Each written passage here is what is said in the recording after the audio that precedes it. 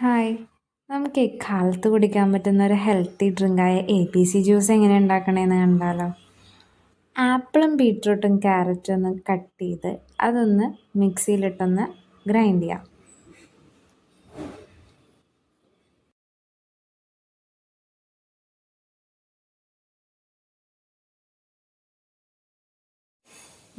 ഇതുപോലെ പേസ്റ്റ് ആയി കിട്ടിക്കഴിഞ്ഞാൽ അതൊന്ന് അരിച്ച് ഐസ് ട്രേയിലാക്കി വയ്ക്കാം.